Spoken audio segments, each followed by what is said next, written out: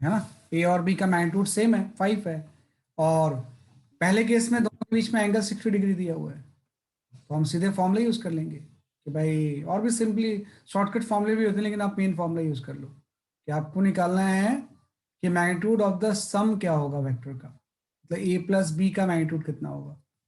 तो इसका फॉर्मूला अभी आपने पढ़ा है, अंडर रूट ऑफ क्या होता है, a square plus b square plus 2ab cos theta, ठीक होता है। तो यहाँ से आप इसको लिख लोगे, तो ए और बी दोनों सेम है, तो 5 स्क्वायर आ गया, प्लस ए भी 5 स्क्वायर आ गया, प्लस 2 5 × 5 एंड कॉस 60, और कॉस 60 डिग्री हाफ होता है, इससे 2 कैंसिल हो गया, मतलब ये आपका आंसर जो आएगा 5√3 आ जाएगा, है ना। तो फर्स्ट पार्ट का आंसर तो ये आ गया, ए पार्ट का, है ना। बी पार्ट जब इसी को सॉल्व करोगे आप, तो आपको निकालना है कि what is the magnitude of the A minus B, difference का मैग्नीट्यूड कितना होगा।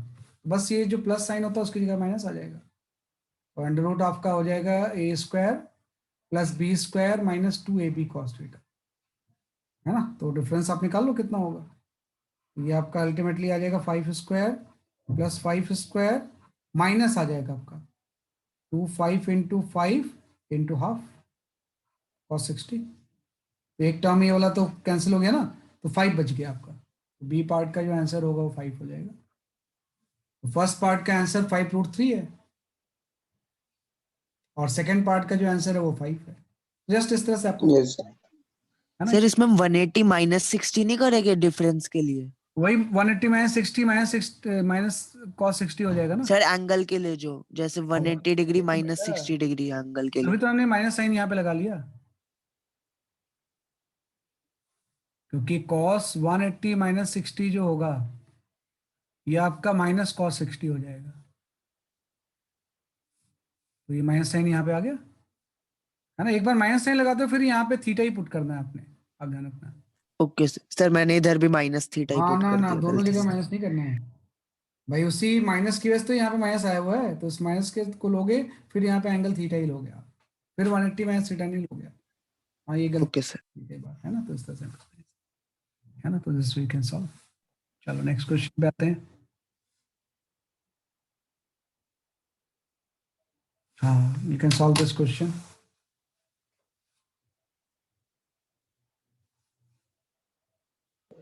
Sir it is written 10.5। 10.5 newton है फोर्स, 10.5 न्यूटन।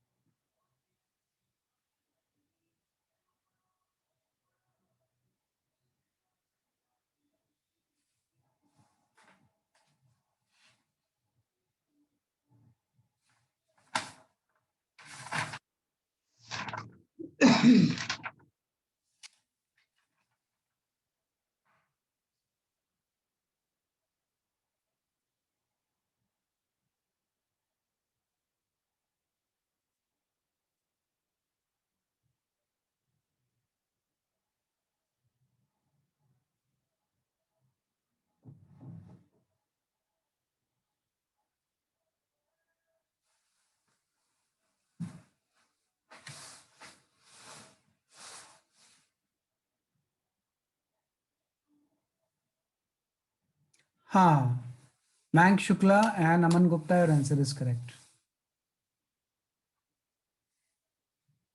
अरे अमन गुप्ता, तुम बहुत दिन बाद दिखे आज, कहाँ चले गए थे। सर वो एग्जाम थे तो नहीं आया था। हाँ, मुझे लगा नहीं दिख रहे थे। अच्छा, एग्जाम हो गया आप खत्म।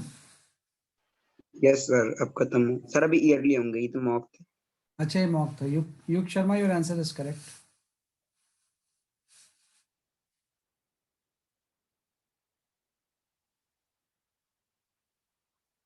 Rishit, your answer is correct.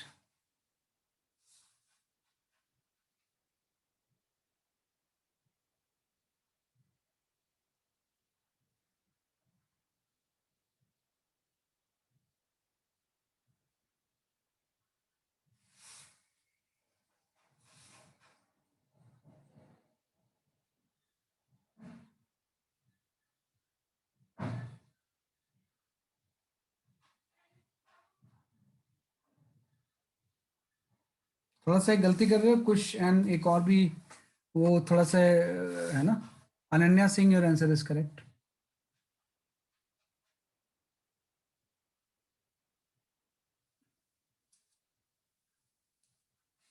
है ना, यही सब चीजें तो चाहिए आपको फिजिक्स में, कोई बहुत टफ चीज थोड़ी होती है ये। अगर वेक्टर और कैलकुलस आपको ठीक से आ गया तो समझ लो बहुत कुछ चीजों में आसानी हो जाएगी आपको। है ना, सही बता रहे हैं। देखो पहले तो डायग्राम बना लिया करो किसी भी सिचुएशन का, भाई इस तरह से आप बना लो ऐसे, है ना, ऐसा बना लिया आपने। एक फोर्स एक्ट कर रहा है ऐसे, और कहाँ से एंगल बना रहा है ये पढ़ना आप इसमें। थोड़ा सा किसी का आंसर अगर गलत आ रहा है ना, तो वो एंगल ध्यान नहीं दे रहे हैं कहाँ से है। एंगल 37 डिग्री विथ वर्टिकल है, हॉरिजॉन्टल से नहीं, ये ध्यान रखना आपको। तो ये 37 डिग्री हो गया, है ना। और ये वेक्टर सपोज आपने एफ ले लिया, तो आप ध्यान रखना कि कंपोनेंट चेंज हो जाएंगे ना। ये जो होगा इसका एफ वाई कंपोनेंट हो जाएगा, वर्टिकल जो निकालना है आपको, और ये जो होगा वो हॉरिजॉन्टल एफ एक्स। है, तो याद रखना सही नहीं होता है, जहां से एंगल बन रहा है वहां पे कॉस आता है। मतलब एफ वाई की वैल्यू जो होगी ना, वो एफ कॉस 37 हो जाएगी। है ना, अगर ये नॉर्मल हॉरिजॉन्टल से एंगल बनता तो फिर वहां साइन आ जाता, और एफ एक्स की वैल्यू जो होगी ना, वो एफ साइन 37 हो जाएगी। ये ध्यान रखना, क्योंकि एंगल ये वर्टिकल से दिया हुआ है। वर्टिकल दिया तो जहां से एंगल बनता है वहां पे कॉस आता है, परपेंडिकुलर डायरेक्शन में साइन आता है। अब इसमें वैल्यूज पुट कर दो। एफ की वैल्यू जो है वो 10.5 है, और 37 डिग्री का जो ट्राइंगल बनता है उसमें आपको होता है कि 37 डिग्री अगर ये चीज है ना, सर 3 4 5। 3 होता है, ये बेस आपका कितना होता है 4, और ये 5 होता है ना। तो जो कॉस 37 होगा वो 4/5 हो जाएगा। तो कॉस 37 की वैल्यू 4/5 पुट करेंगे, तो जो वर्टिकल कंपोनेंट होगा ना, वो आपका 8.4 न्यूटन हो जाएगा। है ना, कि ये आपका जो वर्टिकल कंपोनेंट आ जाएगा वो कितना आ जाएगा सकलिए आपको 8.4 न्यूटन। और हॉरिजॉन्टल कंपोनेंट भी निकाल सकते हैं, 10.5 इंटू 3/5 हो जाएगा, परपेंडिकुलर बाय हाइपोटेन्यूज। तो ये आपका वो आएगा दूसरा आंसर जो आ रहा था, है ना, कि भाई आपका जो दूसरा भी आंसर आ रहा था ना 6.3 न्यूटन, वो हॉरिजॉन्टल कंपोनेंट है, वर्टिकल नहीं है ना। तो आपका जो आंसर है वो ये सही होगा, ये हॉरिजॉन्टल कंपोनेंट होगा इसका। लेकिन इसने बोला है कि फोर्स का कंपोनेंट वर्टिकल डायरेक्शन में क्या होगा, तो ध्यान रखना एंगल कहाँ से बना रहा है, वो इंपॉर्टेंट चीज है। तो ऐसे में जो भी क्वेश्चंस होते हैं कुछ ना कुछ इसका मतलब होता है देने का, है ना, इसलिए हम इसको ध्यान देते हैं इस तरह से।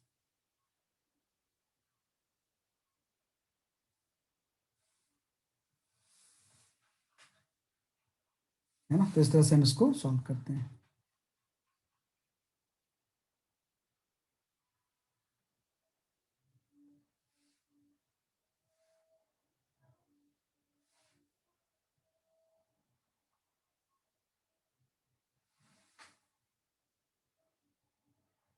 अरे ये कौन सा क्वेश्चन आ गया,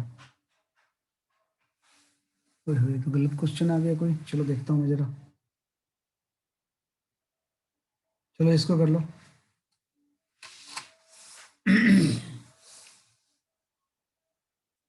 सर शायद से वो इसी का ही आंसर था। हो सकता है, हो सकता है।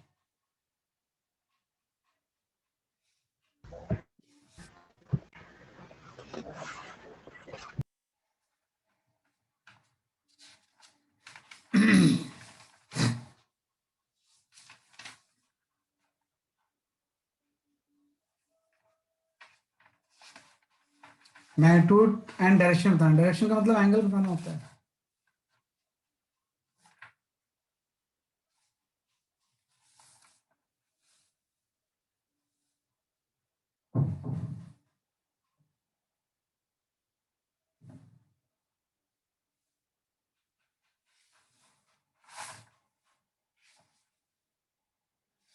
सर मैग्नीट्यूड इन दोनों के सम का बताना है या डिफरेंस का? नहीं, वेक्टर का मैग्नीट्यूड बताना है आपको, सम ओके। नहीं करना है आपने। इसने बोला एक वेक्टर जो है वो उसका एक्स कंपोनेंट इतना है, वाई कंपोनेंट इतना है, तो उस वेक्टर का मैग्नीट्यूड बताना है। सम तो तब होता है जब दो वेक्टर दिए हों, तो दो वेक्टर दिए नहीं इसने, एक ही वेक्टर के कंपोनेंट दिए हुए हैं।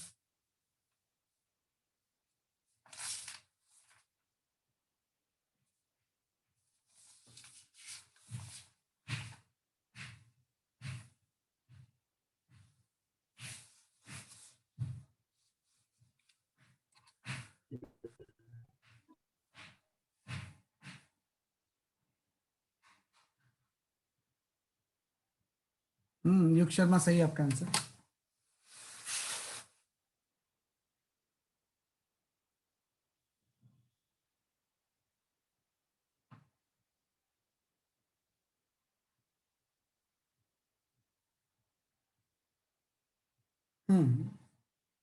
मयंक सही है आपका आंसर। युग शर्मा आपका एंगल भी सही है। 10 लिखो, 10 theta. 10 theta is equal to this much. 10 alpha is equal to this much लिखेंगे हम इसमें।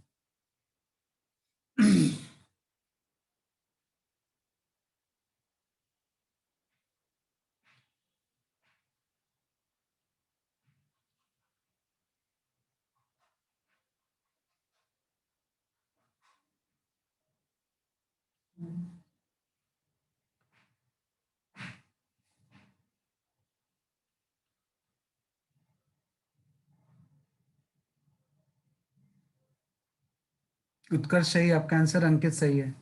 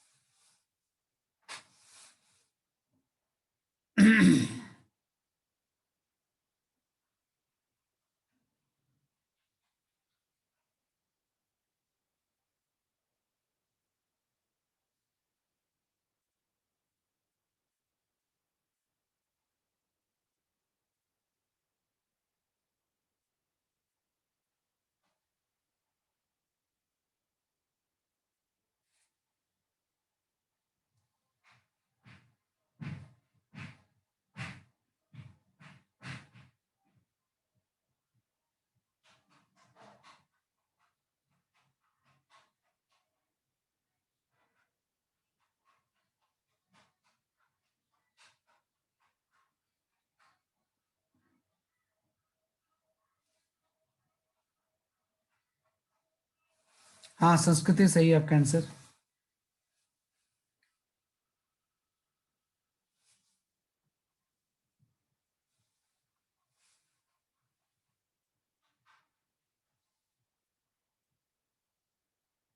सही कर रहे हो आप लोग आंसर। मैं कुछ नहीं है, इसने बोला है कि एक वेक्टर जो है ना, उसका जो एक्स कंपोनेंट है, सही बात है। संस्कृति जैन आंसर सही है आपका। ऋषित सही है। सही आंसर। अरे रेडियंस में कैसे निकाल लिया संस्कृति आपने आंसर? ये पता नहीं कौन सा आपने फॉर्मूला यूज किया है। देखो वेक्टर का कंपोनेंट दिया हुआ है, एक्स जो है वो 25 है और वाई जो है 60 है। तो मैं सबसे आसान तरीका होता है ना, इसको आप इस फॉर्म में लिख लो, यूनिट वेक्टर के फॉर्म में। ए वेक्टर आपका हो जाएगा 25 आई कैप प्लस 60 जे कैप। ये सबसे अच्छा तरीका होता है। अब इसने बोला ए वेक्टर का मैग्नीट्यूड कितना होगा, तो मैग्नीट्यूड का मतलब हो जाएगा स्क्वायर करके अंडर रूट। तो 25 का स्क्वायर प्लस 60 का स्क्वायर मीन्स आपका ये 65 आ जाएगा। तो फर्स्ट पार्ट का तो मैग्नीट्यूड तो आ गया कि मैग्नीट्यूड 65 हो जाएगा। डायरेक्शन का मतलब होता है 10 अल्फा। तो 10 अल्फा की वैल्यू परपेंडिकुलर बाई बेस हो जाएगी ना, तो ये आपका 60/25 हो जाएगा, है ना। 10 अल्फा की वैल्यू क्या हो जाएगी? 60/25। इसको आप इस फॉर्म में लिख लो, 12/5, है ना। यही छोड़ दो आप इसे, इसके आगे मत सिंप्लीफाई करो। इसको कई बार हम ऐसा लिख सकते हैं कि अल्फा की वैल्यू हो जाएगी 10 इनवर्स 12/5, क्योंकि कोई वेल डिफाइंड एंगल नहीं आया ना। अगर 10 अल्फा जैसे √3 आ जाता तो आप बोलते 60 डिग्री, लेकिन ऐसा कोई वेल डिफाइंड एंगल नहीं आया, इसलिए हम इस फॉर्म में रख के छोड़ देते हैं। ये इसका मैग्नीट्यूड हो गया, ये इसकी डायरेक्शन हो गई, है ना। कि जो वेक्टर होगा इतना एंगल बना रहा हो, सिंपल सा ऐसा कर सकते हैं, है ना। तो ये इसका कंप्लीट आंसर है ना? तो ये तो ऐड या सब्ट्रैक्ट करने की बात ही नहीं कर रहा है, एक ही वेक्टर के दो कंपोनेंट्स हैं, है ना, उसकी वो बात कर रहा है।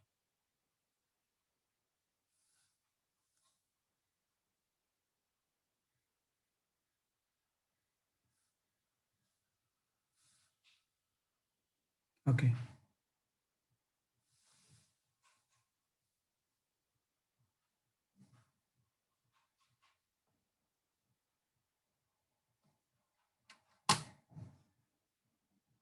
टाइम लग रहा है यार, आजकल इधर ना नेट बहुत स्लो हो गया हमारे एरिया की तरफ।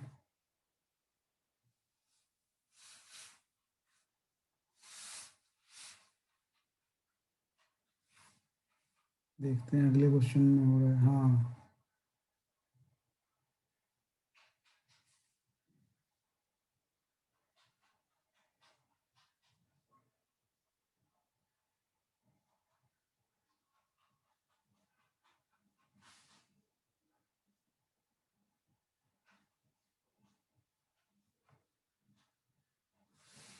मैं जो क्वेश्चन बोलूंगा उसको सॉल्व करना है इसमें। हाँ, you can go for this question.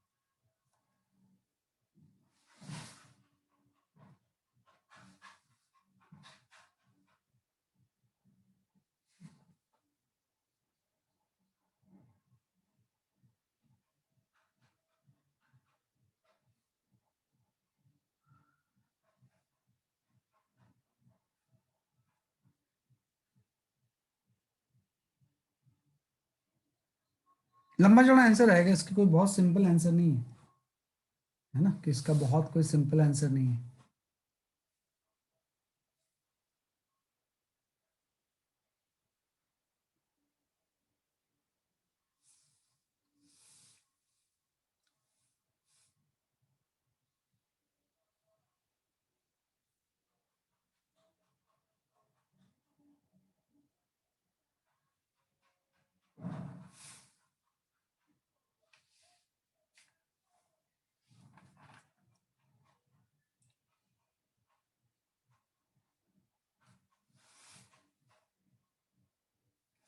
भाई कोई भी आपके डाउट्स हो ना तो ट्यूसडे के दिन मुझे सेंड कर दिया करो पहले, है ना।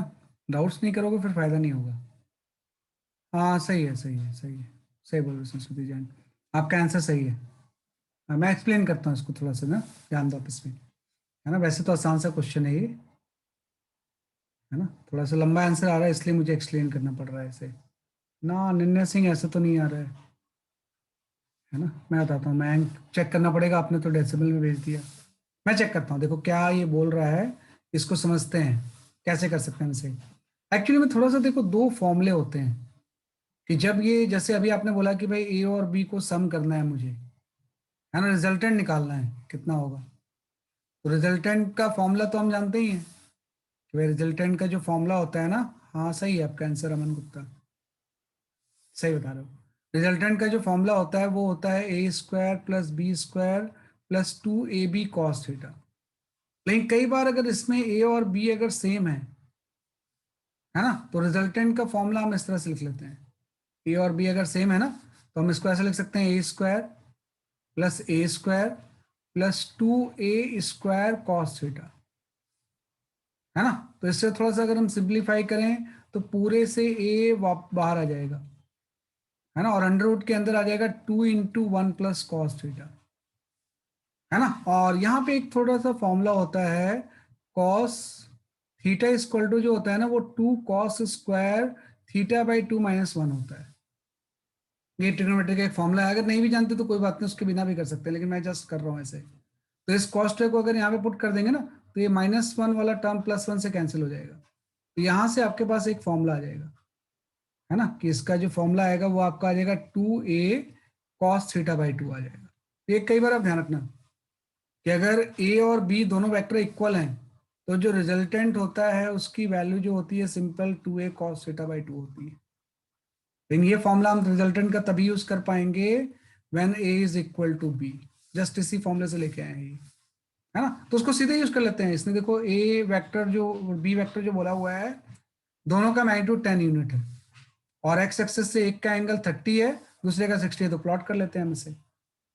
जैसे आप इसको प्लॉट करोगे ना, है ना, कि इस तरह से अगर प्लॉट करोगे तो एक आपका ए वेक्टर हो गया ऐसे, है ना, और एक वेक्टर आपका बी वेक्टर हो गया ऐसे, है ना। ए वेक्टर का एंगल जो है वो हॉरिजॉन्टल से वो 30 डिग्री है और ये वाला जो एंगल है वो 60 डिग्री है ना। तो आपको तो है ट्राइंगल लॉ के अकॉर्डिंग अगर हम देखें तो एक ट्राइंगल आप ऐसे कंप्लीट, एक पैरेललोग्राम कंप्लीट करोगे आप ऐसे कि अगर ये ए और बी वेक्टर है तो ये इसका डायगोनल ही तो इसका रिजल्टेंट होगा, ये चीज, है ना। तो आप देखो ये तो एक्सक्यूज मी बोलो।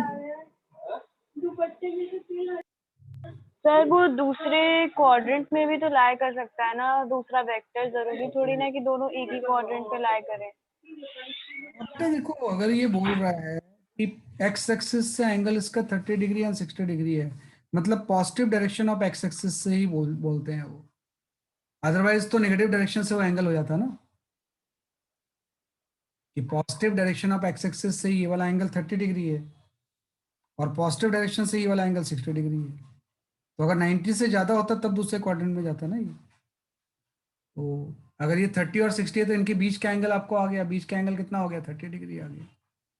तो सिंपल आपके पास क्वेश्चन ये आ गया कि दो वेक्टर जिनका की मैग्नीट्यूड सेम है 10 यूनिट और इसके बीच में अगर एंगल 30 डिग्री है तो इसका रिजल्टेंट का मैग्नीट्यूड क्या होगा। तो चाहे तो आप ये फॉर्मूला यूज कर लो कि रिजल्टेंट इज इक्वल टू हो जाएगा 2 × 10 × cos θ/2 30/2।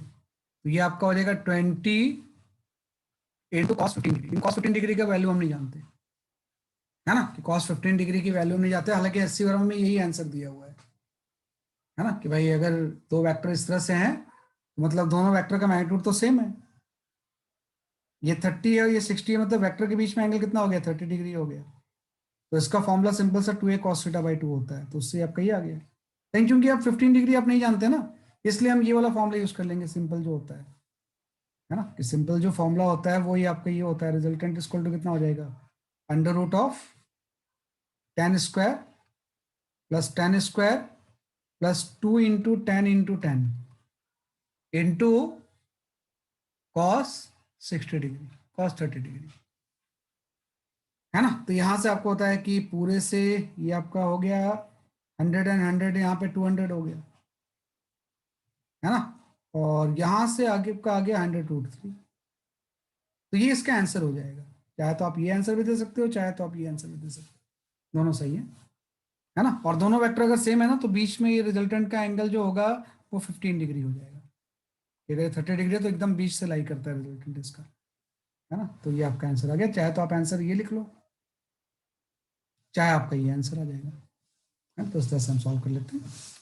तो थोड़ा सा ध्यान देना होता है। तो मेन चीज डायग्राम बनाना पड़ेगा आपको, है ना। डायग्राम नहीं बनाओगे तो फिर आपको समझ में नहीं आएगी वो चीजें,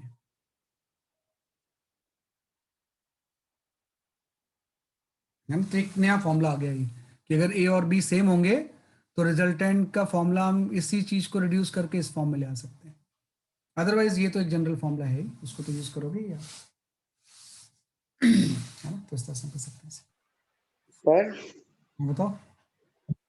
सर मुझे ये समझ में नहीं आया कि हमने सर cos को 30 क्यों लिया, 60 क्यों नहीं लिया सर कॉस थीटा को? क्योंकि वेक्टर के बीच में एंगल कितना है, देखो आप, ए और बी वेक्टर जो है उसके बीच में एंगल कितना है, जो थीटा होता है ए और बी के बीच का एंगल होता है ना, ये वेक्टर ए है ओके सर, ओके सर। और ये वेक्टर बी है। तो ए का एक्स एक्सिस एंगल 30 है, इसका 60 है, लेकिन ए और बी के बीच में एंगल कितना है, वो 30 डिग्री है ना। तो यहाँ पे जो थीटा होता है ए और बी के बीच का एंगल होता है। Theta is the angle between A vector and B vector,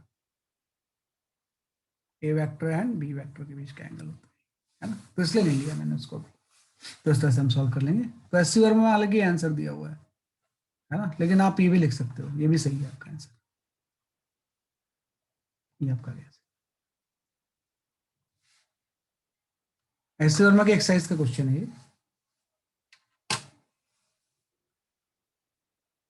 हाँ, अब ये 3 वेक्टर आ गए देखो, है ना, कि 3 वेक्टर को ऐड करना है आपने, तो कैसे करेंगे। तो अब 2 वेक्टर के लिए तो पैरेललोग्राम लगा लेते हैं आप, 3 वेक्टर्स को कैसे ऐड करेंगे, है ना, ये थोड़ा सा ध्यान से समझना आप।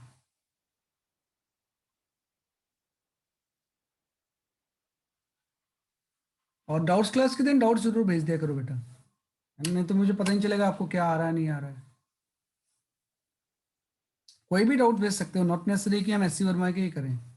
रेगुलर भी अगर आपको लगता है 9th क्लास में मुझे ये चीज़ नहीं आ रही है, तो उसको एज ए डाउट्स भेज दो। एस सी वर्मा तो हम वीकेंड्स पे कर ही रहे हैं।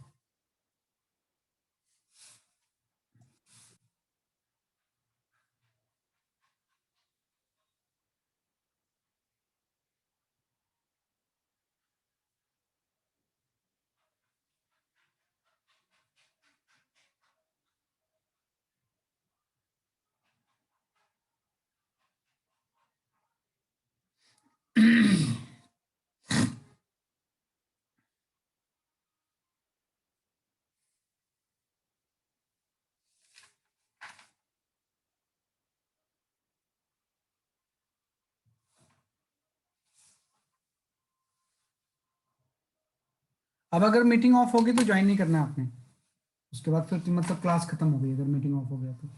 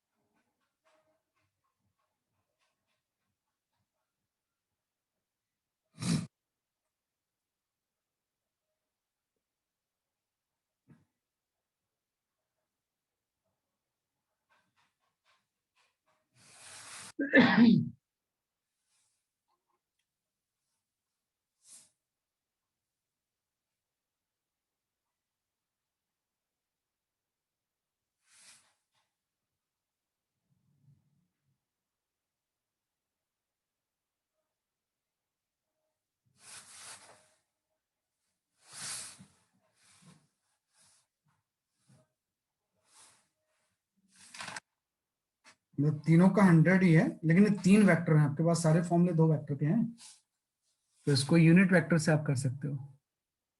या तो मतलब दो से ज्यादा वेक्टर के लिए 2 ही लॉ तो आपके पास है, या तो पॉलीगॉन लॉ यूज करेंगे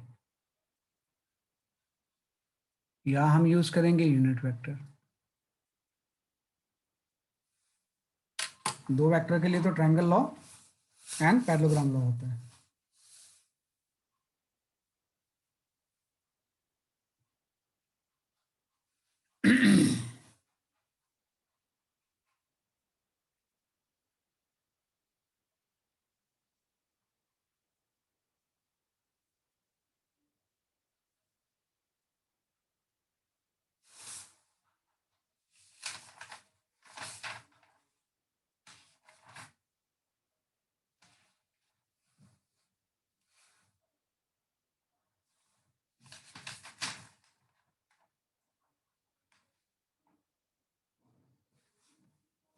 वैसे ये सिंपल से ग्राफ से भी हो जाएगा, कुछ नहीं करना पड़ेगा आपको, थोड़ा सा दिमाग लगाओगे ना तो अपने आप आ जाएगा ये।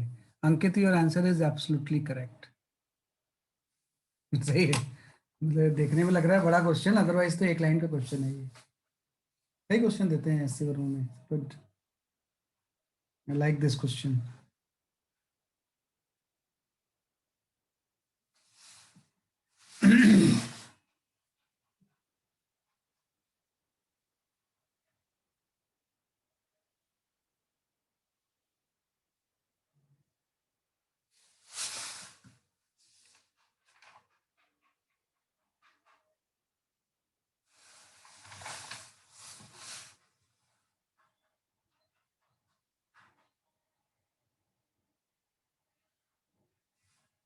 युग शर्मा सही है आपका आंसर।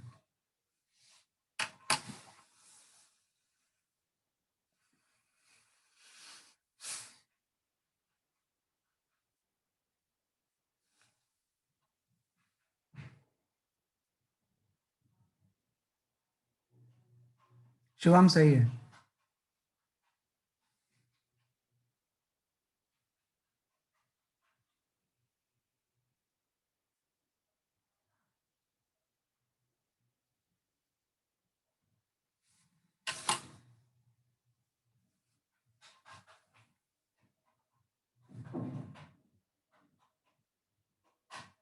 हाँ, अनन्या सिंह, और आंसर इज करेक्ट।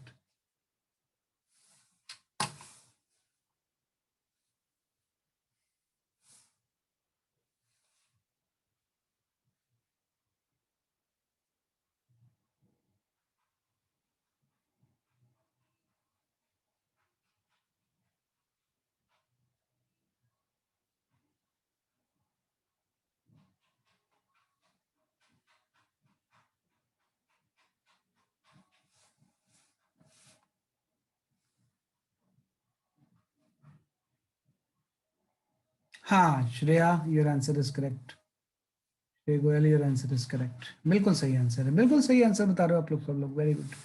गुड, आपने इसको क्लिक कर लिया। भाई आप तीनों का डायग्राम बना लो, अपने आप आ जाएगा, है ना। ये आप देखो एक्स एक्सिस से सारा एंगल है, जिस क्वाड्रेंट में जाना होगा अपने आप चला जाएगा ये। तो ए वेक्टर 45 डिग्री पे है, तो ये ए वेक्टर हो गया, और ये वाला एंगल कितना हो गया, 45 डिग्री। बी वेक्टर 135 के एंगल पे, सॉरी, ये एंगल जो हो गया ये आपका 45 डिग्री हो गया। बी वेक्टर जो है वो इधर कहीं पे आ जाएगा ऐसे, है ना। और ये वाला जो एंगल दिया हुआ है 135 दिया हुआ है ना। तो ये बी वेक्टर हो गया, और जो सी वेक्टर हो गया वो 315 है ना। 315 मतलब यहाँ पे आ जाएगा, ये जस्ट इसके अपोजिट। नो सर 100, अच्छा ओके ओके 315, सी वेक्टर जो होगा ओके 315 में सी ओके पूरा यस। एंगल हो जाएगा 315। तो आप देखो सबका मैग्नीट्यूड तो सेम है ही, तो बी और सी अपोजिट है ना, तो ये दोनों तो वैसे ही कैंसिल हो जाएंगे, तो यही बच गया, यही रिजल्टेंट होगा। तो आंसर आपका आ जाएगा 100, है ना, at an angle of 45 degree. बस डायग्राम से ही आ गया, ये आंसर है इसका। तो भाई देखो ये बी जो भी था 135 डिग्री पे, उससे जस्ट सी अपोजिट है और दोनों का मैग्नीट्यूड सेम है, तो दोनों एक दूसरे को कैंसिल कर देंगे ना, तो रिजल्टेंट यही बच गया, बस जो ये था, है ना। ए इसका क्या बच गया, बेसिकली आपका रिजल्टेंट बच गया, तो ये इसका आंसर आ गया, 100 at an angle of 45 degree. तो कई बार सही से डायग्राम ना होगा तो खुद ही आ जाएगा आपका वो, है ना, कि खुद ही वो क्वेश्चंस क्या कर लेंगे हम इसमें, सॉल्व कर लेंगे इस तरह से, है ना। तो इस तरह से आप इसको सॉल्व कर सकते हो,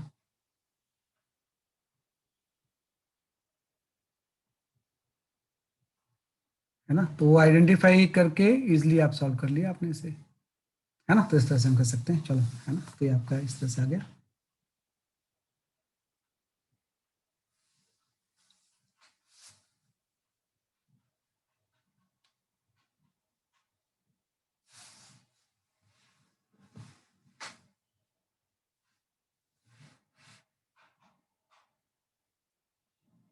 ये तो कर ही लिया आपने।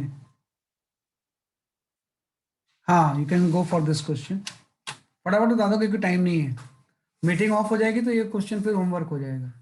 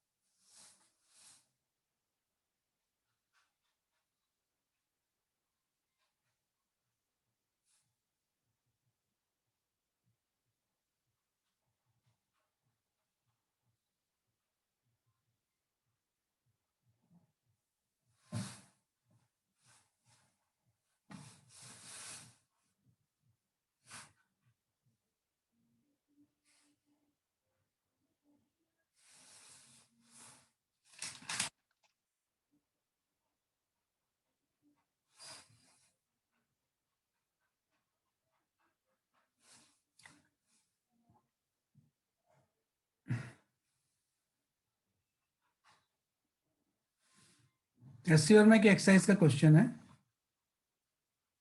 ना, तो उससे आप आंसर वेरीफाई भी कर सकते हो उसका।